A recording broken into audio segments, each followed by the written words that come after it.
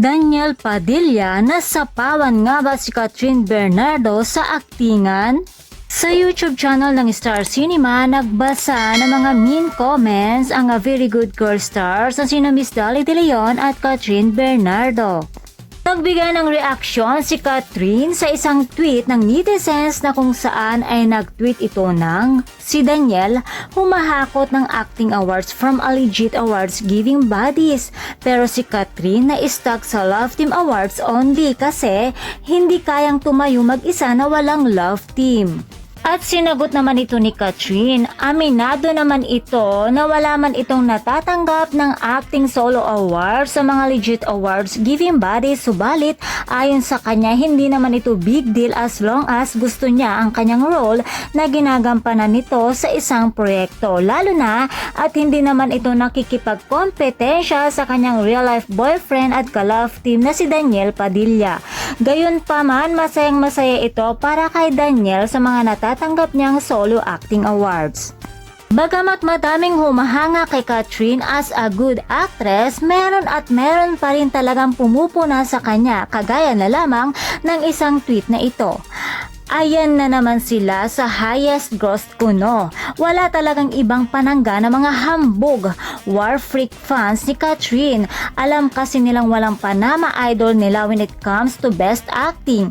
Iisa nga lang award ng idol nila, may kahati pa. Saklap, kaya hanggang gross lang sila. Tinawanan lamang ni Catherine ang tweet na iyon at malamang daw ay tropa sila ng mga kume-question kung bakit wala itong award. Ayon pa sa kanya, hindi rin ito iniisip kung kikita ang kanyang bagong pelikula na A Very Good Girl. Basta ang importante sa kanila ay makakonek ang mga manunood sa kanilang pelikula. May question din sa pagbe-vape ni Catherine na ayon sa isang netizens ay sinadya daw umano yun ni Catherine na isa publiko ang kanyang pagbe-vape upang pag-usapan lalo at maipromote nito ang kanyang pelikula. Subalit, tinawanan muli yun ni Catherine dahil alam naman natin hindi iyon totoo.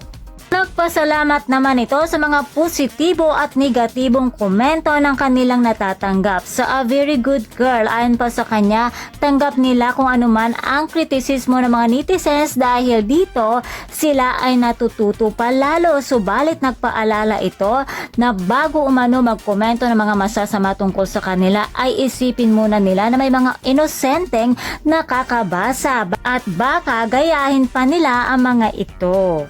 Para naman sa aking opinyon sa lahat ng kumwe-question sa kung bakit walang award si Catherine sa mga legit award giving bodies ay hindi naman ito basihan dahil madami nang napatunayan si Catherine Bernardo bilang isa siya sa pinakamahusay at tinitingalang artista ngayon. Hindi naman niya mararating kung ano man siya ngayon kung wala itong napatunayan.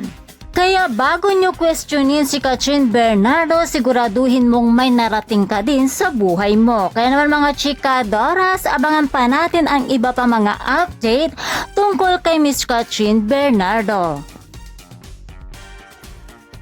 Please don't forget to watch, like, share, and subscribe my channel and click the notification button para ma-notify ka kung meron akong bagong video. Thank you for watching!